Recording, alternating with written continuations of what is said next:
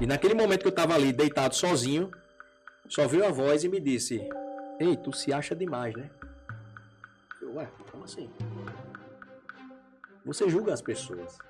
Eu não acredito que a ayahuasca que cura. Eu acredito que é você. Você que provoca Ela o seu abre o processo de campo, cura. ela abre o caminho. Exato. Assim como o psicólogo vai abrir o caminho. Eu pensava que eu estava morrendo. A sensação realmente de morte. Muitas vezes a gente aprende o adoecimento na própria faculdade, né? Passei 2 anos e foi quando eu estava lá com a gente naquela correria, eu me vi com hipertensão e pré-diabetes. E assim a gente vê a sociedade da gente, né? Isso é muito um padrão americano. Toma uma medicação para dormir, outro para se manter acordado e outro para tirar a ansiedade.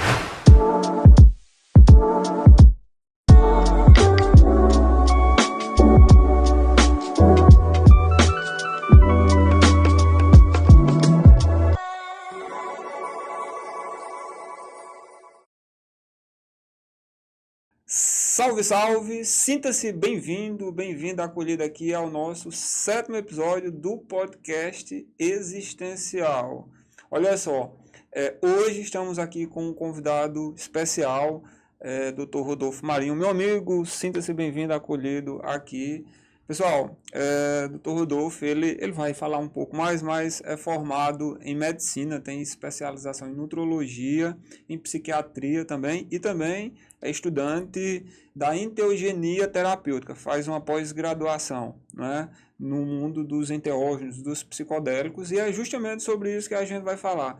Saúde mental, estilo de vida também, saúde para o nosso corpo, como viver bem. Meu amigo, a casa é sua, é um prazer ter você aqui. Paulo, o prazer é meu, muito obrigado pelo convite e me sinto muito honrado em ser convidado pelo meu coordenador da pós, né, aqui no podcast. E vamos lá, o que é que você... Pronto, bora conversar. Olha, a ideia aqui é a gente, num papo bem descontraído mesmo, né? Eu quero, assim, queria que você começasse falando, assim, sobre um pouco da sua trajetória, como que você chegou nessa parte aí da medicina, da naturologia, né? Trabalhando com essa parte dos enteógenos também. Conta um pouco da tua história aí pra gente. Paulo, eu sou filho de médico, né? E meu sonho sempre foi ou fazer medicina ou engenharia, porque eu adoro construções e acho muito bonita essa área. E graças a Deus, na minha trajetória, eu escolhi e optei por medicina para ajudar pessoas, né? Uhum. Só que eu sou formado há 15 anos e eu tive o ensino realmente convencional que nós temos na medicina, então essa parte da naturologia não é falado, né? Muitos outros ensinamentos, como nutrição, é muito deixado de lado, ou era, não sei como é que está hoje, mas há 15 anos a gente quase não falava sobre isso. Apesar da gente ter uma cadeira na faculdade sobre nutrição, mas muitas vezes a gente assinava e ia embora porque não considerava isso importante, né? Uhum. E, como eu estava te falando, muitas vezes a gente aprende o adoecimento na própria faculdade, né? Então é muito estresse, muita cobrança. A gente tomava remédios para poder ficar acordados e estudar a matéria toda. Nossa. Muitos ali entravam, às vezes, no quadro de depressão, ansiedade, e hoje é que isso aumentou ainda mais, né? E aí, nós aprendemos justamente o uso dessas medicações já durante o nosso processo de faculdade. Quando eu comecei as minhas formações, e muito antigamente também, eu sofria com ansiedade, e eu não sabia o que era. Acordava algumas vezes à noite quando adolescente, com aquela falta de ar, me levantava, corria para a janela para sentir o vento e eu não sabia o que era aquilo, né? E depois é que eu fui descobrir que realmente isso era ansiedade. Então, desde a época que a gente estuda para o vestibular naquela época, eu já sentia muito essa pressão, né? A cobrança. E quando fui, na época de formação, da residência, eu passei para 2 residências e por conta de alguns problemas que eu tive também antigamente com álcool, eu gostava de beber muito e minha mãe me levou numa especialista em álcool, né? Uma psiquiatra, que era muito famosa aqui em João Pessoa. E o que me chamou a atenção, Paulo, é que ela basicamente passou 5 minutos numa consulta e quase não olhou na minha cara, né? Ela só perguntou, você acha que bebe muito? Eu falei, não, eu gosto de beber. E ela chamou minha mãe e fez, mas o que é que você acha? Não, ele tá bebendo muito, não sei o que. Ela simplesmente passou um remédio, não perguntou nada sobre ansiedade, não perguntou nada. Nossa. E eu achei que aquele modelo não era muito adequado. E quando eu terminei a formação, eu sempre quis psiquiatria. Foi quando eu passei na residência, passei para clínica médica e passei para psiquiatria. Fiquei um ano no exército para segurar essas vagas, porque você consegue segurar essas vagas até decidir o que realmente eu ia fazer. E por questões na época por questões pessoais eu não consegui, porque eu passei para psiquiatria na Federal da Bahia. Então eu optei por fazer clínica médica. Com um ano de residência de clínica médica, eu vi que aquele modelo também não fazia muito... Não era o que eu acreditava na medicina, vendo tudo aquilo, né? Não vou nem comentar porque... E aí eu desisti e fui fazer uma especialização em psiquiatria lá em São Paulo. Passei 2 anos e foi quando eu estava lá com a gente naquela correria, eu me vi com hipertensão e pré-diabetes. Só que naquela época eu olhava assim, não, mas isso é um fator genético, não tem jeito, vou ter que tomar remédio pro resto da vida. Fui um professor meu que é cardiologista, ele passou um remédio para pressão e na época ele disse, Rodolfo, isso aqui é uma nova medicação e não causa impotência. Aí, que coisa boa, né? Fui outro colega que é endocrinologista, inclusive gosto muito dele, é um cara fantástico. Mas assim, ele conhecia meu estilo de vida e não falou nada sobre o estilo de vida que ocasionaria toda aquela condição, né? E aí, como eu pensava que também era genético, meus pais tinham essa predisposição, comecei a tomar metformina na época. Mas aquilo me incomodou. Por quê? Eu olhei assim, eu fiz, rapaz, daqui a 10 anos, como é que eu vou estar? E aí foi quando eu comecei a pesquisar outras linhas de conhecimento fora o que a gente já tem de convencional, que era só o uso de remédios, e eu comecei a ver que a alimentação, atividade física, suplementação poderia melhorar muito a minha condição. Então eu comecei a ficar desconfiado, inclusive, daquilo. Achei até que aquele era charlatanismo, como muitos falavam na época, e hoje ainda tem muito desse olhar. Mas eu coloquei em prática. E aí, quando eu comecei realmente a focar na questão da alimentação, a atividade física eu sempre gostei, mas aí eu comecei a fazer realmente com mais regularidade. Fiz uma suplementação, então melhorou minha condição física, minha energia e, consequentemente, melhorou também muito minha ansiedade. E como eu fazia psiquiatria, peraí, tem alguma coisa a mais que a gente pode não estar enxergando. E foi quando eu entrei realmente nesse mundo da nutrologia e que hoje também se fala muito sobre a medicina integrativa, né? Onde você pega aí diversos conhecimentos e coloca na prática aí com o seu paciente. Beleza. E então, pelo que eu estou entendendo aqui, você também passou por uma dor, né? Estava sofrendo com isso, buscou, né, um sentido para isso, ressignificou de uma certa forma a sua própria prática clínica e hoje está auxiliando pessoas. Né? Exatamente. E o que é interessante, Paulo, é que apesar de muitas vezes ter muitas meta-análises sobre algum certo assunto, por exemplo, sobre o ômega 3, tinha uma meta-análise bacana mostrando que ajudava também na ansiedade, na depressão. Eu levava para os professores lá da psiquiatria e eles olhavam assim e diziam, não, isso aí não serve de nada. Mas espera aí, é uma meta-análise, é o topo da pirâmide de conhecimento e tal. Mas assim, muitas vezes isso é deixado de lado, né? Hoje não mais, graças a Deus, depois desse período todo, vem tendo essa mudança de mentalidade dos médicos. E aí a gente está vendo realmente uma corrida pela saúde, que é diferente de tratar a doença, né? Não, e eu acredito que o que contribui para isso é justamente o crescente número dos centros chamados CEPICs, os Centros de Práticas Integrativas, que estão cada vez mais inseridos no SUS. Então, por exemplo, um único centro de práticas, aqui em João Pessoa, por exemplo, tem 3. É referência, eu sei que em outras cidades do país tem centros de práticas integrativas que ali complementa uma série, né, oferece para a população uma série de práticas, como a própria naturologia, naturopatia, meditação, reiki, florais, todos medicamentos, né, à base natural para poder auxiliar de forma... Então, assim, por mais que alguns médicos queiram ignorar, é ciência, é avanço, né, são números, são dados que estão chegando até a secretaria, a organização do SUS e mostrando que está tendo resultados, né? Inclusive lá no Albert Einstein cheguei a fazer uma pós-graduação de medicina integrativa, né? E é esse o nome que tem lá, eu tenho um livro sobre isso. E como é que fala que não existe medicina integrativa? Lá no Einstein eles fazem essas práticas integrativas, né? E uma coisa que eu achei bem interessante é que eles... eu lembro como hoje, né? Ele falava o seguinte, às vezes você pega um senhorzinho lá do interior, que para ele vai fazer muito mais sentido você chamar um padre para rezar junto com ele, um pastor para orar, do que você fazer acupuntura, por exemplo. Imagina, você pega aquele senhorzinho, você enche ele de agulha. Então, para ele faz mais sentido aquilo, vai dar mais conforto. Por que não utilizar essa prática, né? Pois é. Que vem aí justamente, a gente tem que tratar não só o corpo, mas a mente, a espiritualidade, tudo isso faz parte da nossa saúde. Muitas pessoas querem desconsiderar a espiritualidade, mas hoje eu considero que nós não somos seres humanos vivendo num estado espiritual, nós somos seres espirituais vivendo num estado humano. Perfeito. E o interessante disso, tem, por exemplo, uma das minhas áreas assim, que eu foquei muito, que eu estudei, é a parte da meditação. Eu amo o estudo, a ciência da meditação.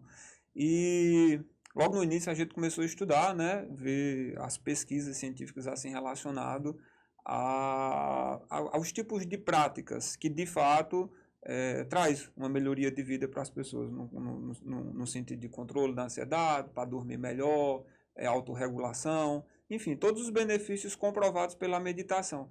E aí tem um dado lá interessante que, observando os efeitos no cérebro das pessoas, dos meditadores, as mesmas áreas em meditadores experientes que tinha resultados positivos lá, tinha em freiras franciscanas, ou seja, pessoas que faziam uma oração, uma prece, uma reza, mostrando que o ato de orar, rezar, ou seja, desenvolver uma prática espiritual, fazer uma conexão, uma prática de atenção plena voltado no sentido espiritual, está tendo os mesmos efeitos de um meditador. Eu achei isso fantástico, assim, para mostrar que a espiritualidade, até no sentido mais religioso mesmo, ela funciona no cérebro. Sim, e a gente vê na própria Bíblia, né, Jesus subiu ao monte para orar. Ele ia fazer essa conexão, ele ia fazer essa meditação, a conexão com o Pai, com o Divino. Então, assim, muitas coisas, Paulo, eu fui aprendendo e vendo, inclusive, dentro da enteogenia, eu ia para a Bíblia. E quando você olha lá, opa, peraí, aqui tem isso, tem aquilo. E aí, Jesus falava isso direto, né? Plenamente. Inclusive a questão da energia. Opa, de mim saiu energia. Então, assim, hoje a física quântica vem também explicar muitas coisas, inclusive da espiritualidade, a mentalidade. Não, e o próprio orai e vigiai, aí que você falou de Jesus, se a gente for observar, para mim é uma instrução clara de pratique a atenção plena. Se a gente for observar os fundamentos, os pilares da atenção plena, é aquele estado onde eu estou prestando atenção no que eu estou fazendo, atento aos meus pensamentos, se está tendo algum tipo de pensamento intrusivo, né, ruminativo, onde eu posso estar desenvolvendo um diálogo interno autodestrutivo, e observar isso, ou seja, no sentido de estar vigiando isso e no sentido de começar a direcionar o pensamento, conduzir ele para algo mais salutar. Então, isso são, assim, é como a gente estava falando, né? São medidas que a gente tem que fazer todos os dias. Porque muitas vezes a pessoa quer ganhar massa muscular, mas não quer ir para uma academia. Peraí, isso não é compatível. A mesma coisa é a espiritualidade. Se você não fizer isso todos os dias, uma prática meditativa, você não consegue chegar nesse estado. E aí não funciona. Peraí, não funcionou para você, mas para outras pessoas vai funcionar. E a medicina oriental, ela sempre falou sobre isso, né? Então, assim, aqui no Ocidente é que a gente não considera muito. E tem estudos mostrando, eles dividiram em enfermeiras, uma parte fazia a questão da meditação e outras não. E o desenvolvimento delas no trabalho, no estresse, tratamento de burnout era muito superior do que as que não faziam essa meditação. Mas não é comum a gente ver isso, né? Isso aí deveria ter nos hospitais, fazendo essas práticas com os médicos, em todos os cantos, professores. Não quer mais estresse do que o professor. Se ele conseguir seguir isso aí, seria uma ajuda, inclusive, para a gente tentar diminuir cada vez mais a parte da medicação, né, nessas pessoas. De uma certa forma, assim, sabe, por conta do avanço das pesquisas, por conta do mindfulness também, que é uma prática de meditação que foi protocolada aqui no Ocidente, justamente para poder desmistificar, para poder deixar laico a meditação, e que funcionou, eu acho bacana assim, e tem de fato várias pesquisas mostrando que aí, por exemplo, tem algumas escolas já ao redor do mundo também que já está colocando diariamente as crianças, quando elas vão entrar para a sala de aula, então vai fazer um pouco de mindfulness, exercício de respiração, de concentrar, justamente para acalmar, consequentemente aumentar o foco, melhorar até o desempenho e trabalhar também ali o senso de compaixão, de unidade ali. Eu acho isso Bacana demais. E hoje, com essa nossa sociedade muito corrida, né? Então, você é como se não pudesse parar para fazer esse tipo de atividade, porque senão você é considerado uma pessoa que não faz nada, né? Tá ali, parece que... Às vezes até, quando eu vou parar assim, eu podia estar fazendo outra coisa. Não, mas isso aqui é o principal, né? E a gente procura tanta salvação, mas a gente não para nem para fazer uma oração realmente vigorosa ali, né? Que a ciência mostra essa questão o tempo, pelo menos a partir de 20 minutos seria o ideal de você fazer uma prática meditativa, oração. E muitas vezes o que é que a gente faz? Vai dormir ali, agradece pelo dia e tal e acabou-se. Então... E olha lá quanto faz, viu, Rodolfo? E olhe lá, porque às vezes dorme no meio do caminho, né? Então, e na própria Bíblia diz que você tem que orar direto, né? Todo momento você tem que estar orando. E é justamente isso, é prestando atenção. E uma coisa que a gente perdeu por conta do celular, né? A gente perdeu essa conexão. Então hoje você está muito distraído, né? Muita distração. Você fica muitas horas aqui no celular e quando vê a sua... O que é mais importante hoje é você ter a sua saúde mental, foi deixada de lado por conta de práticas hoje em dia que talvez tenha sido feita até realmente para isso mesmo, né? Que colocaram aí, é a geração mais ansiosa, é essa nossa. E por conta justamente disso. A gente não para mais para prestar atenção no que se alimenta e com isso você está comendo em demasia. Às vezes você está lá se alimentando e olhando no celular. Não, pô, presta atenção no que tu está fazendo, né? E aí eu vi justamente uma frase de um sábio que perguntaram, mas o que é que você faz para ser tão sábio? E ele diz, porque quando eu estou tomando água, eu estou tomando água. Então eu estou conectado com aquilo que eu estou fazendo, né? Então se eu estou conversando com você, eu estou conversando com você. Mas muitas vezes a gente está lá com um cônjuge e tal, não sei o quê, e a pessoa está falando e você está lá no celular. Então a gente perdeu essas conexões. Totalmente. E para voltar para isso, é onde eu digo, vamos dizer assim, o exercício da atenção plena é o básico mesmo, é o simples que a gente precisa. Acordar e dizer, eu estou acordando, qual é o meu propósito hoje, qual é a minha predisposição, o que é que eu vou fazer aqui, e tarefa por tarefa, momento a momento, se trazendo, se policiando, para vir chegando no presente, porque é um bombardeio de notificações, de ideias, de informações. Às vezes eu estou parado, estou quieto assim, e fico percebendo, sabe, uma angústia interna, alguma coisa assim. Eu digo, o que está acontecendo? Quando eu paro para perceber, eu estou querendo olhar se veio uma notícia, uma mensagem, alguma coisa, se o post que eu fiz. Pois é impressionante. Rodolfo, falando um pouco agora, a gente já entrou, já está falando sobre isso, na verdade, sobre saúde mental. Eu queria que você falasse assim, como que você chegou no mundo dos enteógenos, dos psicodélicos. Aproveita aí para você contextualizar o que é enteógeno, o que é psicodélico, para quem está acompanhando e de repente ainda não sabe. Então, assim, o psicodélico, né, vem do grego, né, que é psique, que significa mente ou alma, né, e delon, que é revelar. Então, é aquele que revela a mente, né. E eu comecei a pesquisar sobre o assunto, porque eu gosto muito, rapaz, de coisas que são diferentes do que a gente vê comumente na medicina. Porque hoje, quando lança uma medicação, a gente vai lá, vê os estudos científicos, vê aquilo tudo, e assim... É uma prática que se torna, como eu já tenho 15 anos de formato, se torna fácil, né? Mas quando chega uma coisa diferente e que você vê resultado, é quando realmente eu me empolgo mais. Por isso que a medicina integrativa, como é que se chama, né? Como se chama por aí, mas não é uma especialidade em si, me chamou muita atenção, que é você justamente procurar outras formas de ajudar o paciente, porque às vezes essa medicina que nós temos não contempla todo mundo. Sim. E essas pessoas que você não consegue contemplar, o que é que você faz com elas? Isso é frustrante muitas vezes, principalmente na psiquiatria. Quantos pacientes eu atendia ali no CAPS, que já estavam há anos fazendo tratamento e não melhoravam? Um toque grave, uma depressão recorrente que não melhora. E por que não tentar outras alternativas, não é isso? Então, quando me despertou isso, eu nunca tinha ouvido falar sobre a medicina psicodélica, né? Que também não é um termo que está sendo usado hoje, mas não é comumente aceito pelo conselho. Mas foi quando um paciente meu, Julian Lemos, eu vou falar o nome dele. Ele estava aqui, inclusive. Ele veio aqui, vou falar porque ele disse, Rodolfo, você tem que falar meu nome. E ele autorizou contar a história dele, certo? Ele era parlamentar na época e ele já é meu paciente há uns 6 anos. Né? Na parte do nutrologia, ele começou comigo a organizar as taxas dele, a parte hormonal. Ele melhorou muito a energia e disposição na época, mas ele já fazia uso de 3 medicamentos. Um era o Venvance, que era para se manter acordado, né? E ativo, a mente sempre funcionando.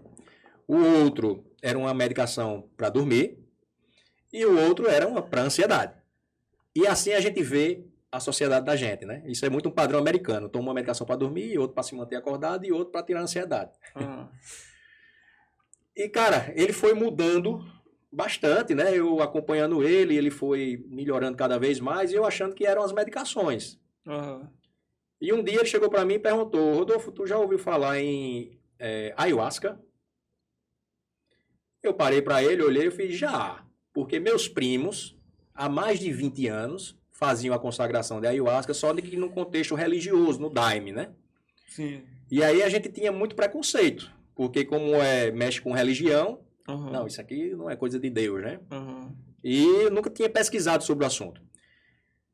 E de repente ele tinha tirado todas as medicações psiquiátricas que ele fazia uso justamente por conta da ayahuasca. Olha só. E como eu conhecia ele já há algum tempo, realmente aquilo me chamou a atenção. E foi quando eu comecei a pesquisar realmente sobre a ayahuasca. E aí eu vi sobre o dimetiltriptamina. E o que me chamou ainda mais a atenção foi como os indígenas, dentro de uma floresta amazônica daquela, com milhares de espécies de árvores, conseguem encontrar um cipó de uma planta com a folha de outra e depois de uma decocção de alguns dias consegue chegar numa fórmula daquela. Cara, isso é muito incrível. É uma probabilidade quase inexistente. Exatamente, porque um amigo meu que é físico, ele disse: rapaz, acho que é mais fácil ganhar na Mega Sena do que conseguir essa formulação. Então isso aí foi entregue a eles. Total. E aquilo me chamou muita atenção quando eu comecei a estudar sobre isso. E aí eu fui realmente para a parte da ciência. O que é que a ciência mostra? E aí eu vi a parte da farmacologia, que agia como agonistas dos receptores de serotonina. Opa, peraí, isso aí eu conheço, porque as medicações agem aqui. E aí eu vi que agia mais na 5-HT2A, que é onde entra a parte da psicodelia. Né? E estudando a farmacologia, estudando os relatos de caso, fui procurar na internet, achei Dr. Wilson naquela época. E aquilo foi me fazendo sentido. E aí, quando foi com 7 meses estudando, aí eu não gosto de ser médico de papel, né? Porque existe médico de papel só. Sim. É aquele médico que só estuda e dá a sua opinião. Eu preciso conhecer isso aqui. Né? Já que é uma medicina milenar, eu vou conhecer. Aí eu conversei com minha esposa. Aí eu, Raíssa, e aí, o que é que você acha? Aí ela: rapaz, você estudou. Veja como é. E aí eu fui. Eu falei com Júlia. Aí eu: Júlia, eu estou preparado para conhecer. Como é que a gente faz? E aí ele me levou no local muito bonito, né? Uma floresta bacana, um local assim. Então a gente tá também preparado. O local é muito importante, o ambiente onde você vai praticar isso, né? E eu estava preparado. Então é o set, que a gente chama, né? E o setting, que é o ambiente. E ele fez, junto com o mestre de cerimônia lá, uma cerimônia para mim. E foram mais 4 pessoas. Então foram 6 pessoas dentro daquela cerimônia. E quando eu cheguei lá, que se acende uma fogueira, e aí o mestre de cerimônia fez um altar, meu Deus do céu, onde é que eu me meti, né? E outra coisa que eu achei interessante lá foi o rapé. Então quando eu fui preparado para tudo. Rapaz, o que vier aqui de medicina ancestral e indígena que eu vou fazer. E aí eu fiz o rapé e eu achei muito interessante.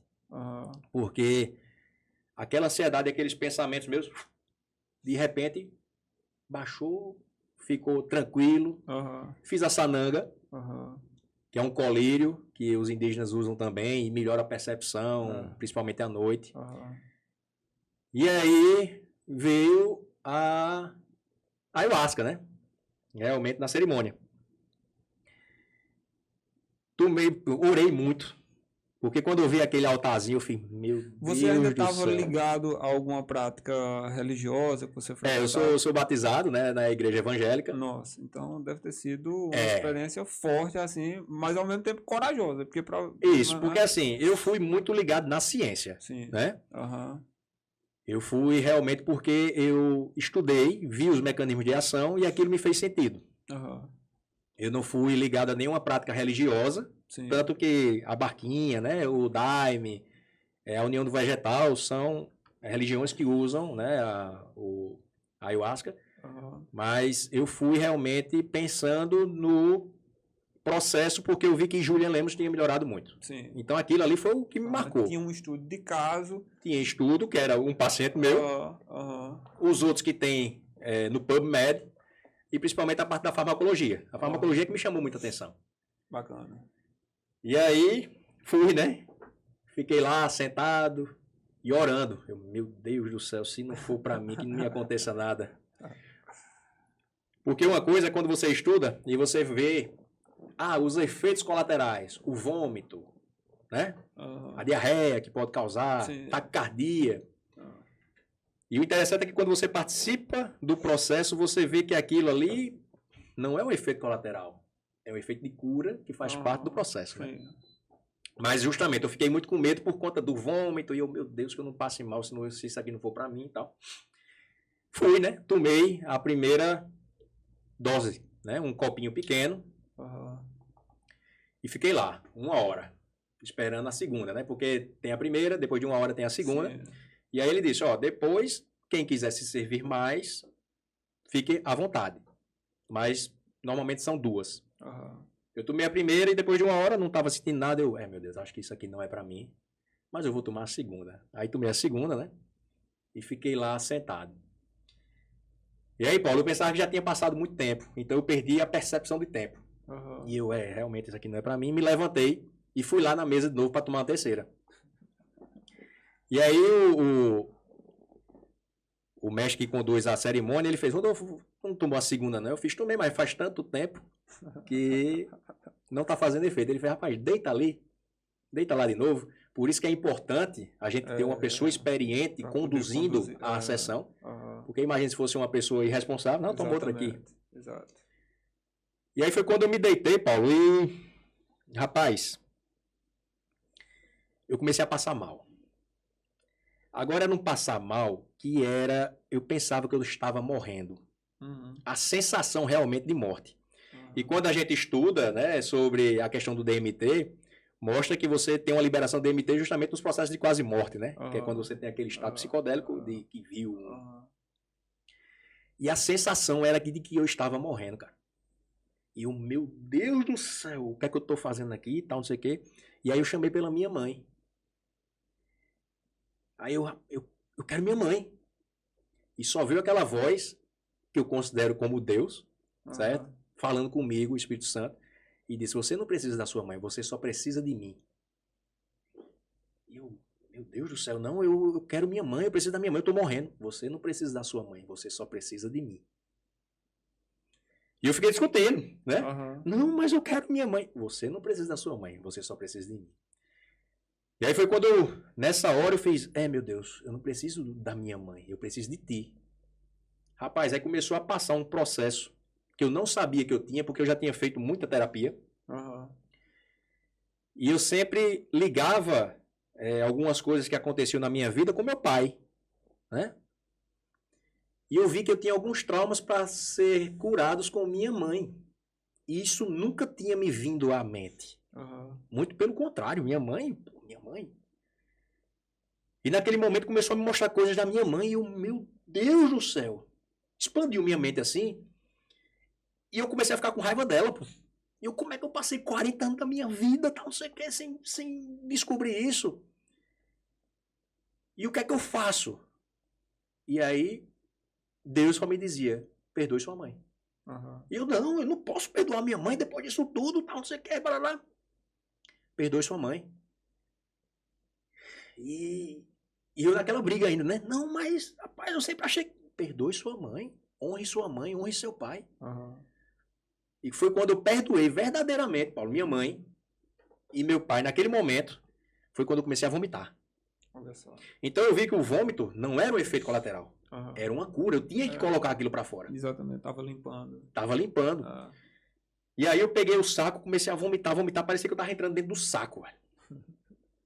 A sensação era que eu tava entrando dentro do saco. E eu vomitava. Na minha percepção, eu estava vomitando muito. Aham.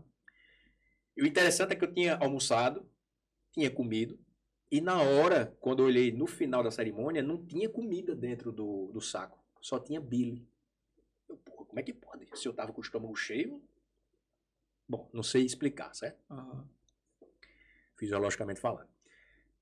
E aí foi quando eu perdoei minha mãe e meu pai, depois de fazer aquela limpeza, que eu me deitei e foi uma das melhores sensações da minha vida, assim, de libertação. E eu fiquei ali deitado e me deu vontade de urinar. E a gente tava num círculo, né? Cada um na sua cadeira. E aí eu saí daquele círculo, fui para fora para urinar no jardim. E quando... E eu tava em posição fetal lá, é como se eu estivesse no ventre da minha mãe, né? Quando eu saí, que urinei, na minha mente eu precisava voltar. Eu fiz, eita, eu preciso voltar. Mas eu não conseguia mais entrar naquele ambiente. Toda vez que eu tentava, eu vinha aquela ânsia de vômito. E aí eu escutava a voz novamente. Você é livre, você não precisa voltar. Aí eu, não, meu Deus, eu preciso voltar, tal.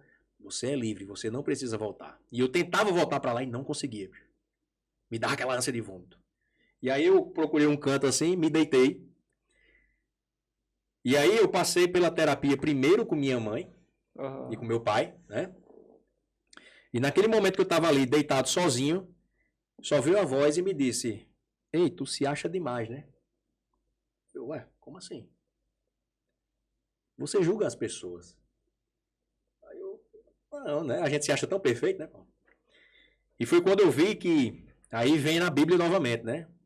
Você tirar o cisco do olho do teu irmão quando você tem uma trave no seu. Uhum.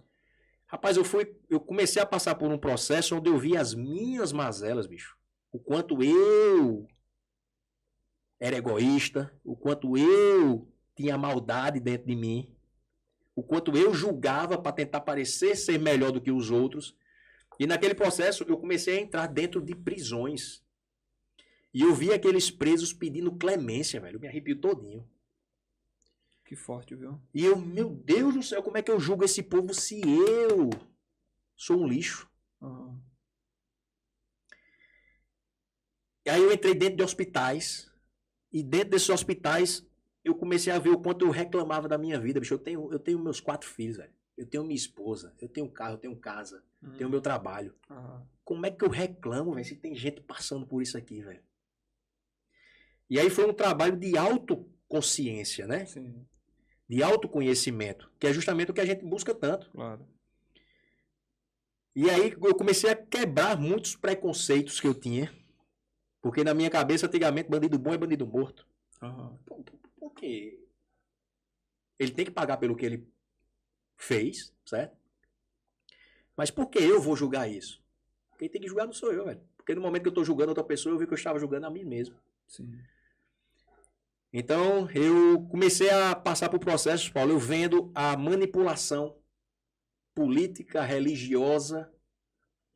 Na minha cabeça eu vi aquela, como quando Cristo desce do barco e tem uma legião de demônios no cidadão lá, e ele coloca aqueles demônios nos porcos, e os porcos caindo, né, do precipício. Eu vi aquilo com a população, velho. O quanto a gente era manipulado. E a gente é que estava sendo jogado ali no precipício. E aquilo foi abrindo, expandindo. Eu tive que passar por processos de pedir perdão às pessoas a quem eu tinha machucado. E ao mesmo tempo de me perdoar. Porque eu sentia muita angústia pelo que eu também já tinha feito a algumas pessoas. Então, para mim, assim, foram 10 anos de psicologia, e não desconsiderando a psicologia convencional, certo? Já me ajudou muito também em alguns processos. Sim, inclusive eu acredito que de repente até o tempo que você fez a ajudou ali antes, caminhou até um ponto que você não estava conseguindo enxergar, depois precisou de um catalisador, vamos dizer assim, exato, como ayahuasca, que ampliou. E eu vi que para você conseguir realmente uma espiritualidade, que era uma coisa que eu sempre buscava, mas eu não conseguia achar em igrejas, sabe? E a partir dali que eu perdoei pai, mãe, que é bíblico, me perdoei, pedi perdão. E outra, eu não pedi perdão só ali naquele momento. Depois eu fiz a tarefinha de casa, fui pedir perdão às pessoas. Legal. Porque não adianta você, é como eu sempre comparo, né? Você ler um livro e não colocar em prática, não adianta ler o livro. É como você se resolveu, né? Se resolveu consigo, mas aí o fato de pedir o perdão para eles possibilita eles também se resolverem consigo. Se resolverem, é cura para todo mundo. Exatamente. E aí foi quando eu senti a maior e melhor sensação da minha vida, bicho. Eu pensava que eu tava no céu. E como o Julian fez a cerimônia voltada para mim naquele momento, ele colocou algumas músicas, cânticos evangélicos. E foi mesmo na hora que entrou, assim. Nossa. Cara, eu me senti no céu, velho. Que interessante. Me arrepiou todo. Eu me senti no céu, que bateu justamente com aquele momento. E eu dizia a Deus, meu Deus, eu não sei se eu tô vivo ou se eu tô morto e não me interessa. Porque eu tô na melhor sensação da minha vida. Eu tô sentindo o teu amor tão profundo que não interessava mais. Pô. Então foi a morte do ego. É onde realmente essas substâncias quebram a rede neural padrão. Que é justamente a casa do ego. Sim. E você chegar num estado, porra, que você... A morte é onde as pessoas têm mais medo, né? Porque não sabe pra onde vão e tal. E você chegar num estado onde você não interessa mais se você tá vivo ou se tá morto. E você tá num estado pleno. E foi quando eu... Meu Deus, o que é que eu vim fazer na Terra? Qual é o meu propósito de vida? E aí eu me vi curando pessoas. Olha só. E eu vou chegar aí, viu? Essa pergunta assim sobre propósito, na verdade você já está respondendo, mas, Rodolfo, uma coisa que eu acho muito interessante assim, vendo todas as etapas assim que você passou, vamos dizer assim, é um processo desse tempo que eu venho consagrando a ayahuasca, assim, fui inclusive fardado também no Santo Daime, já fui nesses outros centros, nesses outros espaços, hoje frequento um centro espiritualista, ayahuasca, e as etapas que você passa, assim, que você tipo descreveu aqui, são as etapas clássicas de uma pessoa que passa por um processo de fato, vamos dizer assim, de cura, né? Mas que ao mesmo tempo não são todas as pessoas que, vamos dizer assim, que elas não se permitem a passar por essas etapas porque elas travam, às vezes ali logo nas primeiras. Então, você passou, por exemplo, pela etapa do preconceito, né, do julgamento que teve ali, disse, mas mesmo assim eu vou exercendo, que dentro dos pilares assim do existencialismo, se a gente for ver, um deles é a liberdade. Eu tenho a liberdade de escolha, de decidir o que eu posso fazer da minha vida, independente do que a sociedade está falando, do que a cultura, dos valores que eu adquiri em casa, que a religião está dizendo. Por isso que eu não estou aqui, viu? Porque eu não estou nem aí o que pensam, velho. Pois é. Exatamente, você teve coragem. E tem que ter coragem mesmo para ir vencendo nessas etapas, né? E passou pelo processo de angústia, que esse processo de angústia... São nossas sombras. Exatamente. É o processo paradoxal que é, vamos dizer assim, a confusão, que é o que está nos preparando justamente para o próximo grau. Quem chega na confusão, eu tenho uma máxima aqui, assim, dentro do, vamos dizer assim, a narrativa do Instituto IEX, né? Da proposta desse programa aqui, é justamente, encontre o seu estado paradoxal, ou seja, encontre, se você chegar num ponto de confusão, e agora? Onde é que eu estou? Para onde é que eu vou? O que é que eu estou fazendo aqui? De questionar mesmo, sobretudo, valores onde você está, aí você pode ter a chave para ir para o próximo nível. Agora tem que ter coragem para poder olhar, para poder vencer e seguir adiante. Porque... E por isso, assim, Paulo, que é muito interessante e importante você ter, quando tiver alguma curiosidade, procurar bem o local onde você vai. Sim. Porque eu fui muito bem preparado, né? Eu tinha conversado com o Julian, então ele me preparou, ele me disse o que basicamente poderia acontecer, como eu deveria reagir. Então essas perguntas que eu comecei a fazer foi porque ele já tinha me ensinado. Ele disse, Rodolfo, quando chegar uma miragem, né, uma miração, como se chama, pergunta o porquê daquilo. E aí as respostas vão chegando. Isso. Então eu fui preparado. E tive que realmente entrar nas minhas sombras, quebrar meu ego, ver o quanto eu era errado também, para como é que eu vou julgar o outro. Isso só interessa à justiça, em alguns casos, e a Deus. É quem faz esse julgamento. Eu tenho que cuidar da minha família, cuidar das minhas coisas, cuidar dos meus pacientes. E tanto é essa quebra do preconceito que quando foi no final, que tudo acabou, né? E naquela hora eu gritava, deputado, obrigado por ter me trazido aqui, meu deputado, meu Deus do céu, porque foi a coisa mais maravilhosa da minha vida, velho. E ele fazia, doutor, a vida é uma ilusão, não é? E eu, meu amigo, como é que pode uma coisa dessa? E eu cheguei para o mestre de cerimônia e pedi perdão a ele. Que eu fiz, bicho, quando você começou a montar esse altar aqui, eu comecei logo com preconceito. Vem cá, vai me dar um abraço, meu irmão.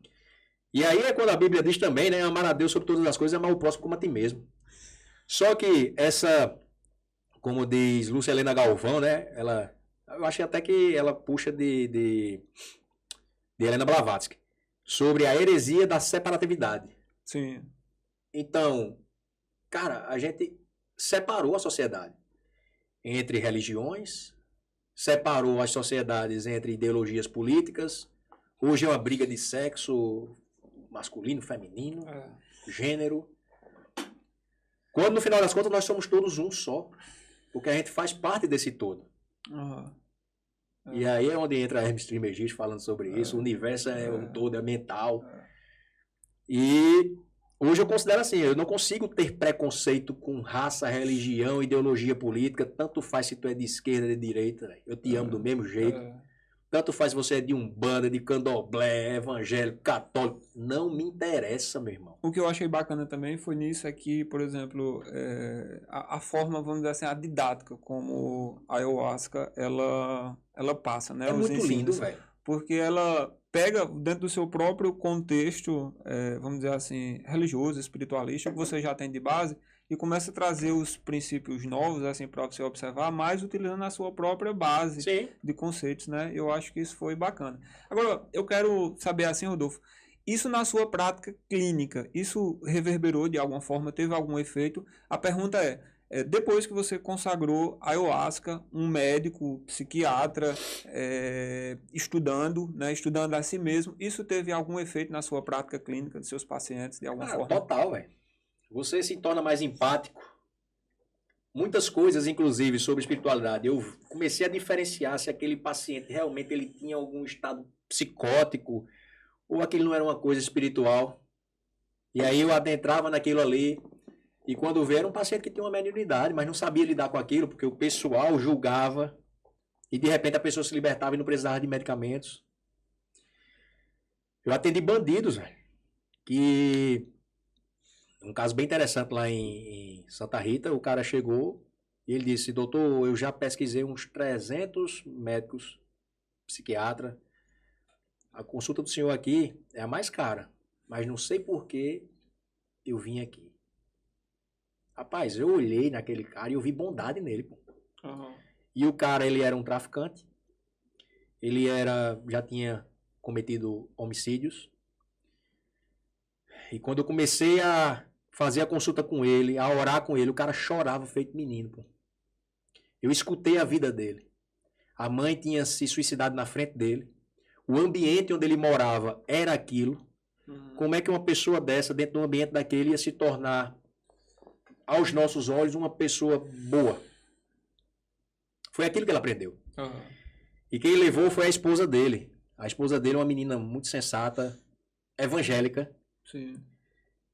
E ela começou a chorar na consulta. E ele, doutor, mas o que é que eu faço para me libertar disso? E eu, cara, mudei ambiente. Mas eu tenho medo porque eu vou morrer. Eu disse a ele, bicho, você já está morto. Espiritualmente falando, dentro da sociedade. Se você tiver que pagar pelos crimes, você vai pagar. Porque isso é inerente à justiça. Mas você tem que se libertar. Rapaz, um negócio assim. Então eu comecei a ter compaixão. Isso aí foi forte. Isso foi muito forte, você falou agora. Ter compaixão, ele entendeu? pode até vir para a prisão material aqui da justiça. Sim, ele tem que pagar pelo que fez, lógico. Exatamente. Mas ele tem que... Porque a prisão, interna Paulo, dele... tá aqui, velho. Quantas pessoas estão livres, como a gente tá aqui, mas estão presas, encarceradas na sua própria mente. Exatamente.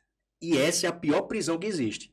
E Nelson Mandela dizia isso, né? Ele estava lá preso e dizia, eles podem aprisionar meu corpo, mas a minha alma e a minha mente não se aprisiona. E essa sua percepção, ela ficou mais aguçada depois dessa sua experiência com a ayahuasca. Inclusive, aí quando eu terminei a minha experiência, né, que eu cheguei em casa e minha esposa, e aí, Rodolfo? Porque você tem que ver o pós, né? Exatamente. Eu olhei para ela e A fiz... sessão começa quando a gente chega em casa. É. Eu costumo dizer isso. Ela continua em casa. Porque a vida continua. Naquele É. momento é tudo muito lindo, É. mas a vida continua. Você tem as suas contas para pagar, você tem a sua família, você tem tudo. Tem o estresse do dia a dia, tem a dinâmica, os desafios, e aí Exatamente. onde a gente deve aprender a colocar em prática o que a gente recebe ali na... E foi quando eu olhei para ela e fiz, não sei, nada mais faz sentido para mim. Isso é bom demais. A crise existencial chegando, ô, coisa boa. Ela olhou para mim e fez, É o paradoxo. procure Diógenes, que é um amigo meu, que é pastor e psicólogo. Aham. Pelo amor de Deus, procure Diógenes. Aí, isso foi num domingo, na quarta-feira eu fui conversei com ele, ele achou fantástico, porque ele é psicólogo, né? Aham. Ele achou fantástica a experiência. E eu só precisei dessa minha primeira, Paulo, para assim, curar realmente essas dores que eu tinha, que eu não sabia que tinha, preencher um vazio que eu tinha, e que muitas vezes eu tentava preencher com o quê? Com álcool. E quantas pessoas estão aí tentando preencher seus vazios também com alimentação, com álcool, porque não sabe de onde vem. Porque é como Augusto Cury fala, né? Nós temos a memória que é de uso contínuo, é essa que a gente está conversando, uma memória existencial que vem desde o ventre da mãe, mas nós temos uma memória genética, velho. Você pega ali seu filho, que nasceu agora, nunca conheceu o avô, e você faz, esse menino é igualzinho ao avô. De onde é que veio isso? Os antepassados, pô. Então nós temos essas memórias. E muitas vezes tem traumas, isso é bíblico também, né? Vem por 7 gerações, aquela maldição. Mas uma bênção vem para 1000 gerações. E aí é onde a gente tem que quebrar esse padrão para que a gente não passe isso para os nossos filhos. Então hoje dentro de casa eu tenho mais empatia, eu tenho mais amor e tenho menos apego, o que é o principal. Que também é bíblico. E então, o amor pela minha mãe hoje é gigantesco, mas eu tenho menos apego. E naquela hora eu estava apegado a ela. Eu não tenho que ter apego. E faz muito sentido, porque, por exemplo, se a gente for para o budismo, né, verificar ali na sua narrativa, que aí ele vai e traz, né, vamos dizer assim, as verdades. Então, a primeira verdade do sofrimento, ela é real, ele existe. A segunda, ele tem uma causa. A terceira, ele tem uma forma da gente tratar esse sofrimento. Como é que a gente trata? Se desapegando. A causa do sofrimento, a raiz, são os nossos apegos. E hoje as pessoas são muito apegadas ao material, porque é isso que a gente aprende, né? E aí a Helena Blavatsky fala sobre os níveis de consciência, né? É justamente esse primeiro nível que ela diz que a grande parte da população vive, que é justamente o apego à matéria, à sexualidade, esses níveis mais baixos e animalescos que a gente tem. O segundo nível seria o nível emocional. Quantas pessoas estão presas emocionalmente a outras pessoas? Totalmente. O terceiro nível é o ego. E a partir do quarto é que você quebra esse ego e aí você entra realmente num estado de espiritualidade genuíno. Pois é. Mas também você não pode ficar preso aqui, porque senão você também vira um ego espiritual. Você tem que transitar sobre todos eles. E aí é como Madre Teresa de Calcutá, o Santo Agostinho, tal, não sei o quê, que eles usaram justamente isso para ajudar pessoas. Né? Então, hoje, a minha meta e a minha missão é essa, é ajudar pessoas, seja de forma física, que é como eu faço muito no consultório, mental, espiritual, né? E aí eu precisei dessa primeira cerimônia, como eu te falei, depois de 8 meses estudando, fazendo o que deveria ser feito, a tarefa de casa, por isso que eu também, particularmente, o que eu acho errado de algumas coisas é a cada 15 dias você tá lá, eu, particularmente. De um ponto de vista fisiológico, ou de um ponto de vista mais social, vamos dizer assim? Assim, do ponto de vista psicológico eu vi, né? Porque, como as religiões, elas usam aquilo a cada 15 dias, né? Se não me engano, algumas religiões, para se conectar com o divino. Assim, porque eu fui muito pelo ponto de vista da ciência, né? Tá, pronto, exatamente. Fisiologicamente, qual é o problema disso, assim, Rodolfo? Se existe na sua leitura, no que você estudou. Rapaz, porque você sabe que tem muita gente que se vicia em tudo, né? Então, será que não poderia também levar algum tipo de dependência aquilo ali? Ao invés de você realmente tratar o que deveria ser tratado, você usa aquilo como uma fuga. Tá, é uma questão. É uma questão, colocada, né? Tá. E eu conheci algumas pessoas que usavam como fuga. Aí, não, mas eu tô tentando... Peraí, amigo. Faça, descubra, resolva. E lógico, a gente nunca vai para um psicólogo apenas uma vez. Sim. Né? A gente tem as nossas questões dinâmicas, o nosso dia a dia, que precisa ser tratado. Tá. Mas, no ponto de vista que a gente fez lá, aquela cerimônia, pelo menos para mim, certo? Aí é o que eu digo, é individual. Não, sim. A minha foi uma cura de primeira. Outras pessoas precisam de 1, 2, 3 cerimônias, não sei. E vale salientar que não é que eu gosto assim de deixar, pelo menos para mim e até como uma, vamos dizer assim, é uma responsabilidade mesmo. Eu não acredito que é a ayahuasca que cura. Eu Sim, acredito que é você. você que Ela provoca o seu abre o processo de campo, cura. ela abre o caminho. Exato. Assim como o psicólogo vai abrir o caminho. Assim como eu fiz um vídeo, eu atendia muitas mulheres no CAPS que apanhavam do marido em casa, chegavam com depressão, ansiedade, e aí eu dava um remédio para ela apanhar sorrindo. Pois é. Não, a medicação serve para quê? Amplifica a tua consciência, melhora a tua energia ali para poder reagir e poder realmente resolver o problema. Tá. Porque se você não resolve o problema, aquilo ali vai ficar a mesma coisa de um remédio o resto da vida. Rodolfo, você tocou num ponto aí interessante, feminicídio. A gente tá vendo casos, tá estourando, pipocando aí, tá um assunto em pauta.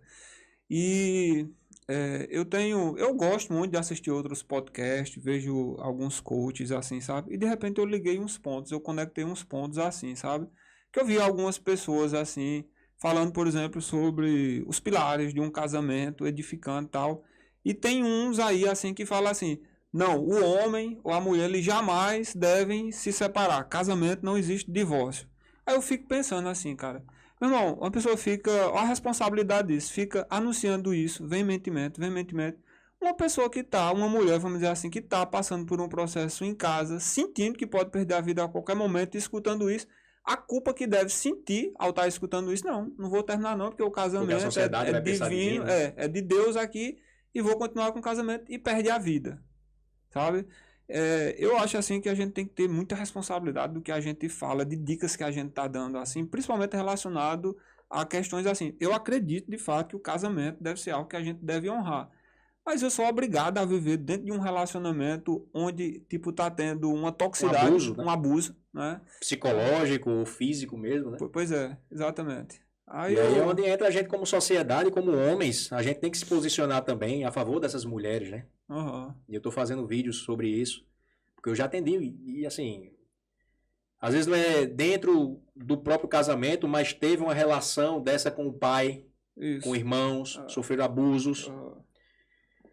E aí, onde, Paulo, eu vi também, e a gente trata essas pessoas, mas eu vi mulheres que sofreram esse abuso e, por exemplo, na ayahuasca conseguiram ressignificar isso também. Sim. Porque, infelizmente, você não tem como voltar atrás e fazer diferente, né? Mas você tem como ressignificar e, a partir de hoje, viver de uma forma diferente. Então, eu vi mulheres que tinham sido estupradas por padrastos e culpavam o pai porque tinha deixado a mãe. Olha o nó que tinha na cabeça. E culpavam a mãe porque tinha colocado o padrasto dentro de casa. E, de repente, numa cerimônia, ela consegue ressignificar aquilo tudo.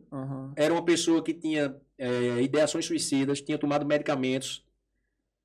E depois da cerimônia, simplesmente se curou daquele trauma específico. Isso é muito bonito, pô. Totalmente. Então, assim, e não é só naquele momento, porque eu acompanho amigo meu, amiga minha, e eu sempre pergunto, e aí, como é que tá? Rodolfo, minha vida tá outra. Assim como amigos meus que estavam sofrendo por luto, síndrome do pânico, ansiedade, e de repente ressignificar aquele luto lá no momento. Pois é. E volta, tem a saudade, que é inerente, mas não tem mais aquele sofrimento. Eu vi muitos casos também, assim, você falou há pouco do vício, assim, de dependência química.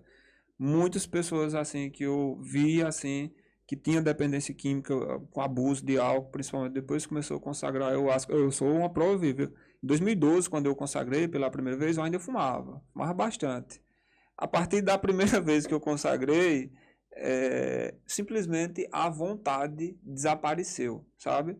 Nem com todas as pessoas acontece assim, porque eu sinto que lá dentro já tinha uma vontade de deixar aquilo ali, né? Porque ela mexe também nos receptores 5-HT2C, né? Que é justamente onde age essa questão da compulsão, dessa ansiedade. E eu tenho um caso também de um paciente meu, eu estava conversando com ele, famoso ele, e não tinha contado com o que era a ferramenta, mas eu contei a experiência, né? E ele ficou ali intrigado. E para mim hoje não existe coincidência, né? Quando ele foi para Fortaleza, a esposa dele chamou ele para uma consagração de ayahuasca lá em Fortaleza. E aí ele mandou uma mensagem para mim no outro dia. Doutor, eu conheci o negócio mais incrível da minha vida. Aí eu fiz, foi um chá? Aí ele fez, foi. Eu fiz, não precisa me contar mais não, eu já sei o que foi. Então, assim, mudou toda a vida dele, porque ele era alcoólatra, ele bebia todos os dias, tinha essa dependência do álcool, o casamento estava terrível, e hoje ele não bebe mais, velho. Existem as pesquisas científicas, inclusive, que comprovam... Inclusive com outras plantas enteógenas, a ibogaína. Isso. Pois é, a gente nem entrou, já estamos quase chegando aqui na reta final e poderíamos ainda falar sobre outros enteógenos. Ibogaína, psilocibina, que mexe também nesses receptores, CKD2A. E aí, é como eu te disse, né? Não é uma questão se vai ser liberado, é quando vai ser liberado isso. Porque a Austrália já está um trabalho grande sobre isso, alguns países da Europa, Estados Unidos, alguns estados, e o Canadá também. Então isso é uma questão de tempo para realmente chegar aqui. Exatamente. Já está chegando, porque já tem a pesquisa com o Dr. Draulio, né? Com o DMT aqui no Rio Grande do Norte. No Instituto do Cérebro.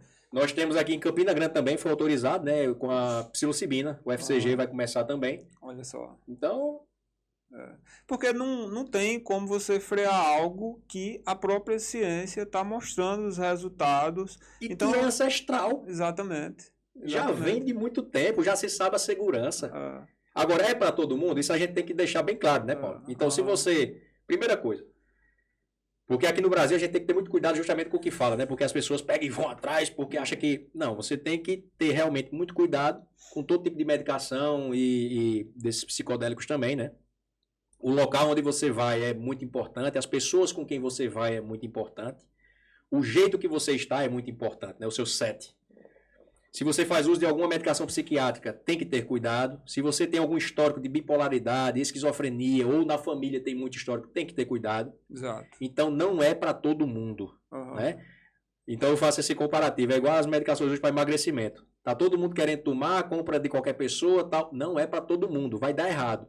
E aí, quando dá errado, vai colocar a culpa na substância? Não, a culpa é de quem fez errado. A substância está aqui, quietinha.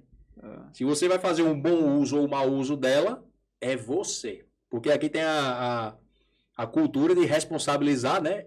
Isso. E não o indivíduo. Não, é o indivíduo que fez errado. Pois é, por isso a importância de quem vai, por exemplo, experienciar uma oportunidade como essa, além da responsabilidade de procurar um centro responsável, né, passar por o processo de anamnese e ser verdadeiro ali nas respostas. Se você está tomando algum medicamento, algum ansiolítico... Porque existem as interações medicamentosas e que podem causar problemas graves. Síndrome neurolética maligna, se você usa algum tipo de antidepressivos. Então tem que ter cuidado. Perfeito. Meu amigo, entrando um pouquinho mais agora, aprofundando um pouquinho mais nessa parte existencial, quero perguntar assim para você. O que é que te motiva diariamente a acordar e viver sua vida? Rapaz, é o amor de Deus e da minha família, dos meus pacientes, é o amor pela vida, velho. Que é como eu te disse, né? Hoje eu não acredito mais em Deus, eu sinto Deus. Então... é isso que me move. É viver o hoje. O amanhã não existe, velho. E o passado já foi. Então, assim, é o agora. Vou sair daqui, vou para minha clínica, eu vou atender os meus pacientes da melhor forma possível. Com esse entusiasmo. Com entusiasmo. É chegar em casa, é ter meus 4 filhos, minha esposa. Inclusive, 2 desses filhos, né? As gêmeas eu vi numa consagração antes de acontecer. Né? Nossa, rapaz, isso aí dava pra você contar. É outra história. Essa aqui também, mas vamos guardar aí, de repente. Vamos, depois a gente faz outro podcast. Teve uma visão, aí o spoiler para o próximo episódio. O dia que ela ia ficar grávida. Olha só. Que seriam 2 e vieram gêmeos. E teve uma data também. A data, dia 25/6. E foi concretizado, bateu. Pois é. Deixa eu perguntar aqui, e tem alguma dor muito forte? Qual foi o maior desafio que você passou na vida e qual foi o aprendizado que você tirou dele? Rapaz, eu digo que o maior desafio, e para mim foi uma bênção, foi uma quebra financeira. Eu tinha entrado nos investimentos e de repente, de um dia para o outro, a coisa mudou e eu quebrei. E aquilo realmente me fez entrar numa crise de ansiedade, pânico, justamente por conta do apego, né? Você quer demais. E eu estava deixando o meu propósito de lado por conta do dinheiro. Sim. Então eu estava deixando clínica meio de lado, aquele dinheiro que eu estava recebendo era para festas, farras.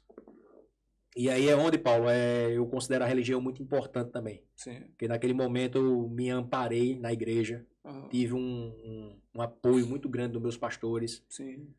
Agradeço demais a eles. E fui começando novamente. Tive burnout. Eu não aguentava sair no elevador do lado do Live Mall, que me dava uma crise de pânico. E eu não tolero medicamentos. Quando eu tomo medicamento, piora. E eu tive que aguentar aquilo ali na tora mesmo, sabe? Fui melhorando aos poucos, mas o que realmente trouxe a minha, certo? Foi realmente a questão da consagração da ayahuasca. E o aprendizado que você tirou dessa dor, desse sofrimento que você passou? É justamente isso. O que a gente tem aqui, nada é nosso, né? Isso aqui não é nosso, isso aqui não é meu. Tudo vai ficar, velho. O que é verdadeiramente nosso é a gente amar e fazer o que Cristo disse, né? Amar o próximo como a ti mesmo, amar a Deus sobre todas as coisas.